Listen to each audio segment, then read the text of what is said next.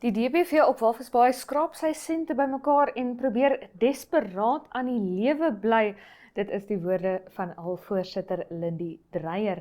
Hallo en welkom by vandag se episode van Kletskompas. Vandag selfs ons met die einste Lindy Dreyer oor die DBV op Walvis Bay en hulle werk en dit wat hulle nodig het om aan die gang te bly. Maar eers gesels ek nou Gitu Craig oor die nuutste nuus in Môre se Republikein en vir nou gaan kyk jy na die nuutste inskrywings in Republikein se Kiki kompetisie. Ons is nou weer terug.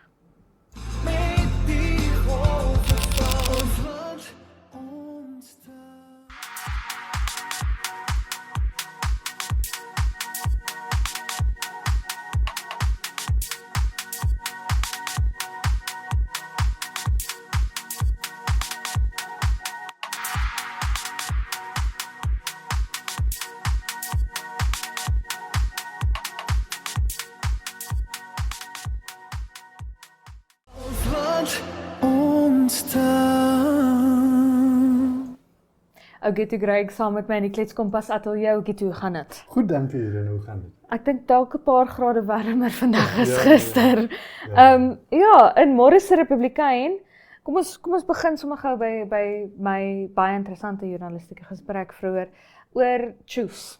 Tjoef, dis die elektroniese rookstelsels. Vapes, Ja. damprook is nou die Damprook. nou die suiwer Afrikaans. Maar jy kan maar sommer sê vape of Choofie so. Ja, ja. Ja. Ek sien dis 'n probleem in die skole. Ja, veral in skole en daar is nou petisies en moesies dat vapes, choofs, damprook, wat ook al jy dit wil noem, moet verban word onder die jeug. Nou volgens my is daar klaar 'n ouderdomsbeperking. Ja, ja. Maar dit kan miskien verhoog word, die ouderdomsbeperking. Ek self sou verwag dat soos met enige ander tabakproduk moet dit nie op skoolterrein toegelaat word. Ja. Wat nou? Ja, so 'n choof is nie 'n tabakproduk nie. Dis 'n nikotienproduk. Daar's nikotien in, maar is glad nie tabak in nie. Dit is wasem. Letterlik vapor. So dis die dwelm sonder die plant. Sonder okay. Ja. So dis die nikotien wat vir jou die jitters gee en wat vir jou waaraan jy verslaaf raak, waarvan jy afhanklik raak. Maar daar's geen tabak of enigiets in dit is net skoon water. Dit het ook sy eie komplikasies, gesondheidskomplikasies, veral wat mense se longe betrek. Maar wat vir my snaaks is oral waar ek gaan lees ek oor hoe Gen Z nie meer rook nie. Gen Z rook nie meer nie. Hulle het daai ewel uit hulle lewens uit. Dis verby. Rook, jou dae's getel. Maar Gen Z choef. Hulle tjoef. Hulle choef laat dit lekker gaan, hè? Ja, skyf tjoef. Ja. Ek dink dit is iets wat aangespreek moet word.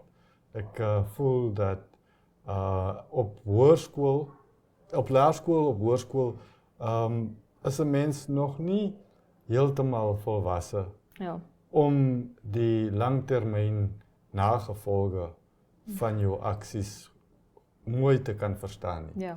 So ek dink dit is ek sou nie sê dit moet onwettig wees vir 'n volwassene nie, maar ten minste vir die kinders, ons moet ons bes doen om hulle te beskerm sodat hulle daar kan kom by mondigheid en vir hulle self kan besluit sonder om die nagevolge van vroeëre besluite moet saam te dra.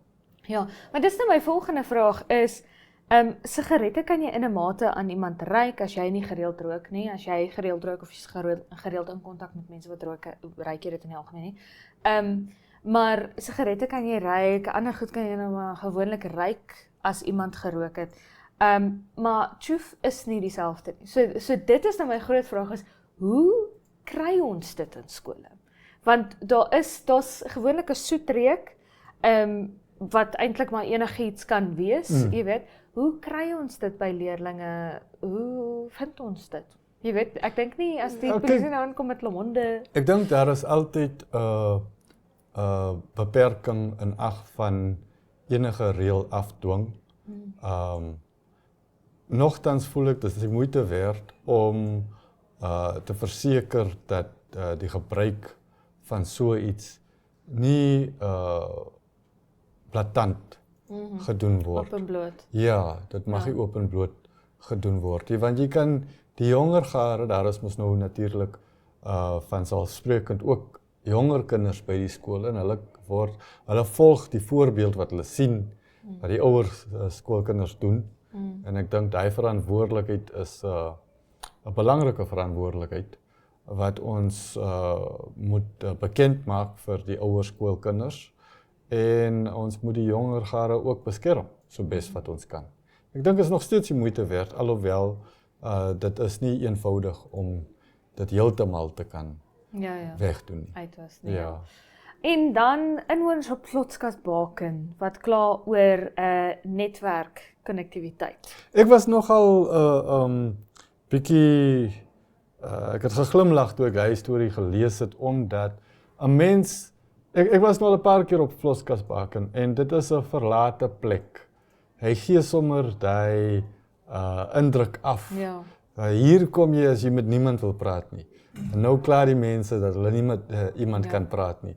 Alhoewel daar is geldige redes hoekom dit belangrik moet wees om te kan bel as dit nodig is. Byvoorbeeld vir 'n noodgeval, as jy dalk polisiehulp nodig het, waar 'n ongeluk is. Ek dink MTC het die toring opgesit en hulle het 'n verantwoordelikheid om dit in stand te hou. Ja, vir my, ek kom nou van die kus af, en ek was ook al 'n paar keer op Vlotskasbaken gewees, paar oujaar, nuwejaarsdae deurgebring, 'n paar Kersfeeste en so. En dit is soos wat jy sê, die idee van, ek kan nou nie die idee nie, maar baie mense het vakansiehuise op Vlotskasbaken juis omdat dit so verlate is. Juis omdat daar byvoorbeeld nie 'n tradisionele kragaanleg is nie en jy's afhanklik van sonkrag, sulke tipe dinge. Ja. Dit is waaroor dit gaan en vir die mense wat ek geken het op Vlotskasbaken was dit die lekker van Vlotskat toe gaan na ouma toe, want ons is almal in een huis en ons moet almal met mekaar praat. En as ons nie met mekaar wil praat, moet ons met mekaar kaart speel. Ja. Want daar is regtig niks om te doen nie en dit is die lekker daarvan. Dis ook vir my belangrik om hier uit te lig, die regulerende owerheid vir kommunikasie in Namibië was nou al baie uitgesproke oor die uitdagings in netwerkkonnektiwiteit in Namibië. Hulle kan nie regverdig om, ek weet nie hoeveel geld uit te haal vir 'n toring vir 5 of 10 of 20 mense nie. Jy weet, om 5 of 10 of 20 mense te bedien nie. Alhoewel in hierdie geval die toring is reeds daar. Ja. Die belegging is reeds gemaak. En om die belegging te regverdig, moet die toring sy werk doen. Ja. So daar is regtig waar geen goeie standpunt wat 'n mens kan inneem om dit te regverdig dat die toring nie werk nie. Ja. Die inwoners sê ook natuurlik hierdie toring bedien 'n deel van die pad. Want Vlotska, as jy van Swakopmund Venties Baai toe ry, dan sien jy vir Vlotska daar langs die pad. En hulle sê inwoners, verbygangers op die pad, sou hulle 'n ongeluk wees, kan hulle dit dan nie aanmeld nie, want daar is geen sein nie. Ja. En wat vir my interessant is hier, is hulle sê ook, jy weet die toring is daar, hy is sonkrag aangedrewe, alles, die sonpaneel is net vuil. Dis een van die klagtes. Ons weet nou nie of dit al bevestig is nie, maar ek dink oor die algemeen is onderhoud maar 'n groot uitdaging. Ek sou sê veral vir plaaslike owerhede, maar ons sien nou ook vir sekere groot instansies of besighede, miskien omdat hulle is so groot en dit is nie die mees winsgewende deel van die besigheid nie. Ja. Nietemin, jy het daai miljoene bestee, 'n besluit is geneem en nogtans jy het daai verantwoordelikheid om die diens waarvoor jy mense fakture stuur te lewer. Dit is, ek dink dit is logies. So dit is maar glad nie 'n goeie indruk wat MTC toelaat om van hulle self geskep te word nie, in my opinie. Ja, en dis ook, ek meen netwerkkonnektiwiteit, hierdie toestelle, infrastruktuur is so sensitief en groot. Jy weet, om dit in stand te hou, en dit is vir my nie net noodwendige MTC probleem of 'n selfoonnetwerkkonnektiwiteit probleem nie, dit is iets wat ek keer op keer reg deur Namibië in alle fasette van ons samelewing sien, is dat ons om een of ander rede nie dinge in stand hou nie. Ja. Wat ek nie kan verstaan nie. Ek meen, soos wat jy sê, jy het nou daai miljoene belê, die geld is belê, dis gone. Die beste wat jy daarmee kan doen, is om jou geld se waarde daaruit te kan put, om te kan sê, okay, hierdie ding werk actually, ek gaan vir 10 of 15 jaar nog werk, of vir 20 of vir 50, wat ook al die geval mag wees, het ek nie 'n probleem daar nie. Jy weet? So ek kan die geld wat ek spaar, deur nie weer miljoene in hierdie probleem te belê nie, kan ek dan nou elders belê. Tensy jy nou die ding toelaat om so te verlep of so te vergaan, ja, dat jy weer hy belegging moet maak of miljoene moet bestee om hom weer reg te kry. Ja. Ja, in plaas van om net gedurig en konsekwent die instandhouding te doen om seker te maak hy werk en hy hou. Het voel soms dit gaan oor daai perskonferensie, daai persverklaring waar hulle die lint sny. Ja. En dan sal hulle nou klaar. Jy weet, dis nie daar's instandhoudingsplanne wat ons nog moet in plek hê en in plek hou. Ja. Maar ook dit ons gesels weer oor instandhoudingsplanne. Daar gaan nog iets wees wat nie in stand hou word, die beloof ek jou. Dit was ook Gito Greig, ons gaan maak nou 'n draai by die weerkantoor.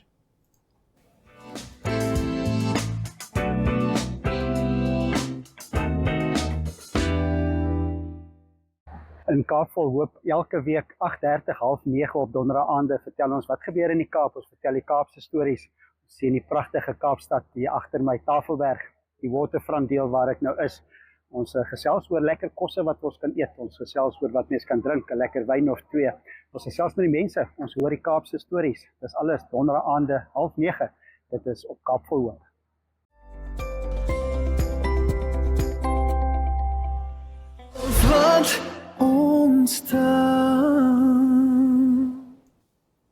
Die hoofstad het sy inwoners effens onkant gevang met bietjie bibberkoue na die naweek. We gaan daardie bibberkoue voortduur, kom ons gaan vind uit. 'n Sonnige dag môre in die hoofstad met 'n minimum van 9 grade Celsius en 'n maksimum van 20, 'n minimum van 8 grade Celsius en 'n maksimum van 26 grade Celsius op Gebabis met 'n sonnige dag daar. Ook sonnig oor die res van die noorde met 'n minimum van 11 grade Celsius en 'n maksimum van 32 grade Celsius vir Rundu. Sonnig ook langs die kus en reg oor die suide met 'n minimum van 12 grade Celsius en 'n maksimum van 15 grade Celsius vir Swakopmund. Ook op Oranjemund 'n minimum van 8 grade Celsius en 'n maksimum van 15 grade Celsius en op Rehoboth 'n minimum van 9 en 'n maksimum van 22 grade Celsius.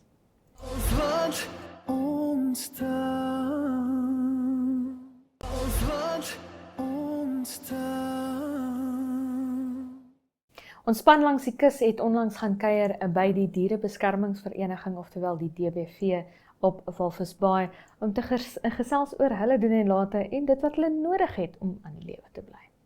My name is Lindy Dreyer.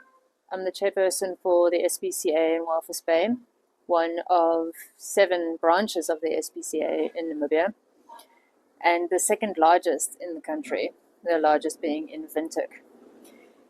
Currently, we're housing, what was the number, 136 animals in our shelter. That's between cats and dogs and also the animals that are in our municipal pound at the moment. We take care of the strays that are picked up by animal control. Being a non-profit organization, we survive 100% on donations and the kindness of the community, corporate sponsors, fundraising events. We don't have any kind of fixed income whatsoever, so it is a constant battle to source funds to keep the shelter going. What else can I tell you? Animals, most of our animals, dogs specifically, are of a mixed breed. We very rarely have pedigree animals unless they have been surrendered to us. Cats, stray cats, feral cats are always coming and going. We have a big problem with feral cats in this town, being in the harbour. that Have a Heart, another non-profit organization, has a wonderful trap, neuter, and release program that facilitates the unnecessary breeding of more strays. So SPCA's primary focus is preventing cruelty to animals, which includes abandonment, abuse of any kind, but then also we have the shelter where we take in the unwanted or the lost. And we are experiencing quite an increase in the surrenders and strays. I think a big reason for this is the economy and the rising living costs. A big issue is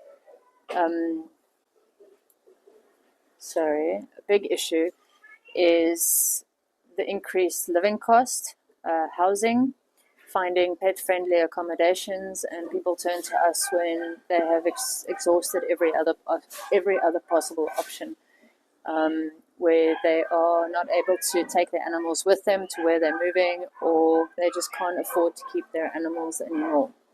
So what I would say to this is, before adopting or getting a dog or a cat or anything, you've got to realize that there's expenses that come along with that, and it shouldn't be taken lightly.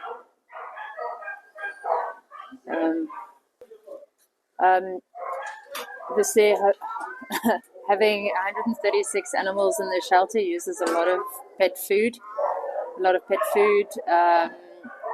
All the animals need to eat every day, so sourcing enough food is also another. It's just another thing that we reach out to sponsors for.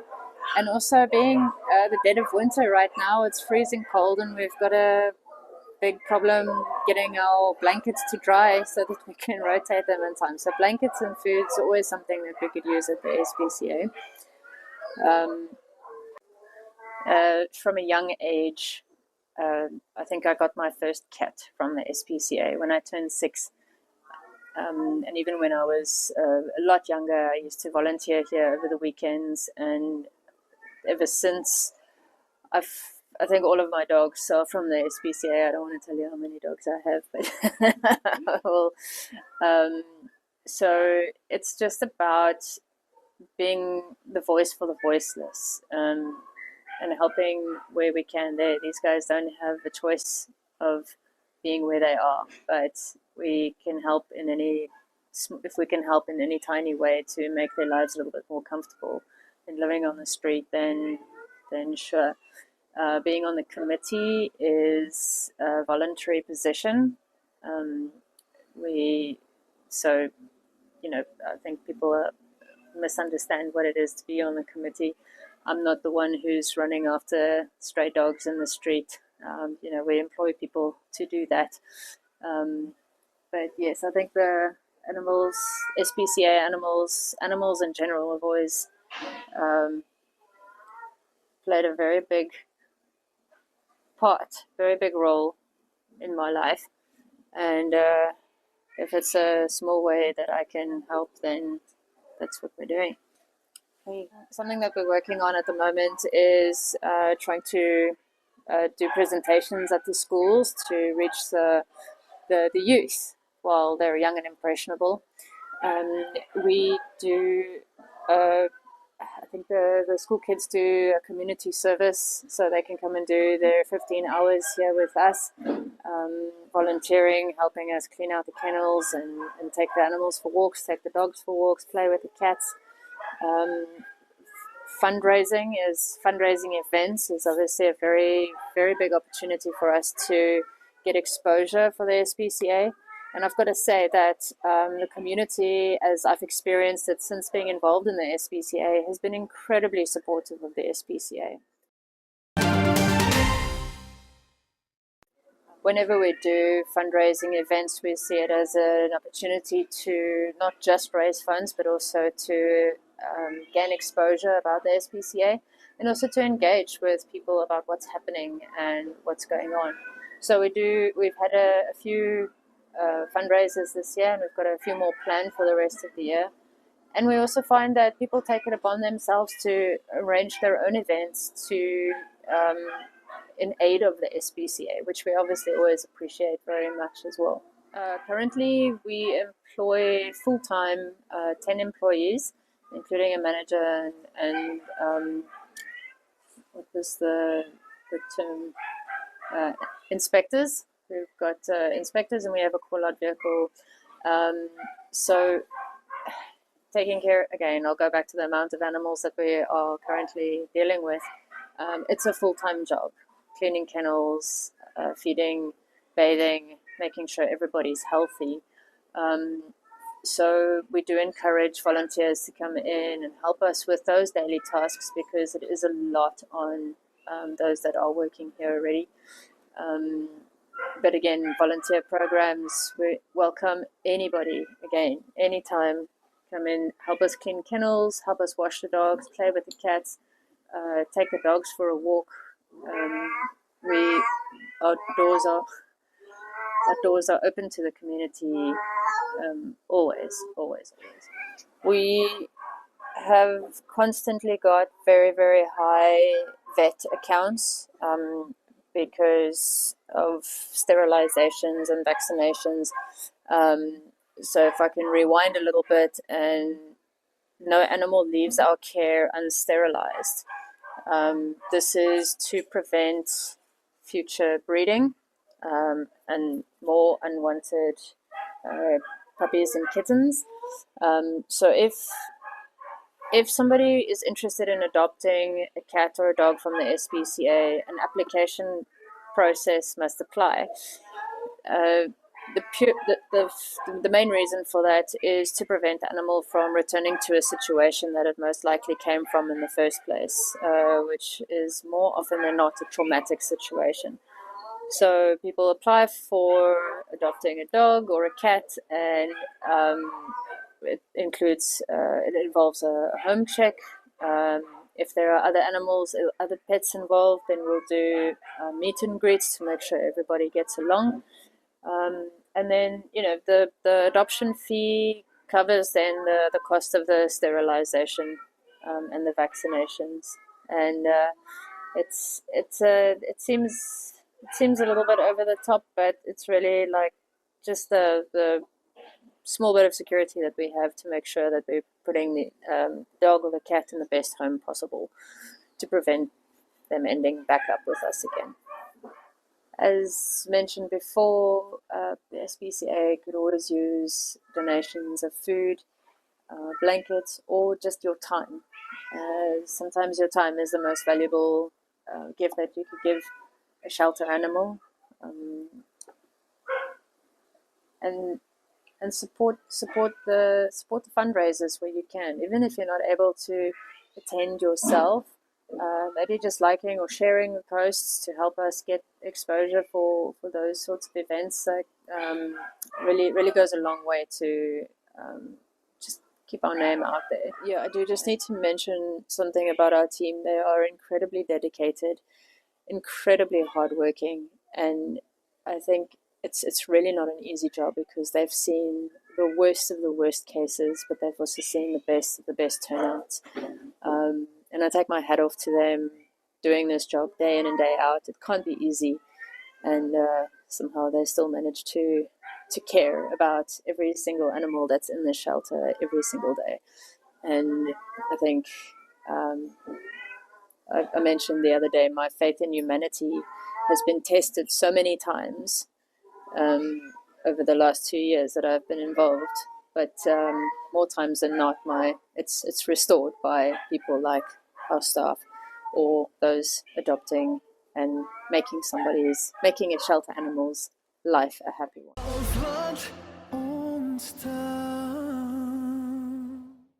Daarmee die einde van vandag se episode van Klets Kompas. Baie dankie dat jy by ons aangesluit het.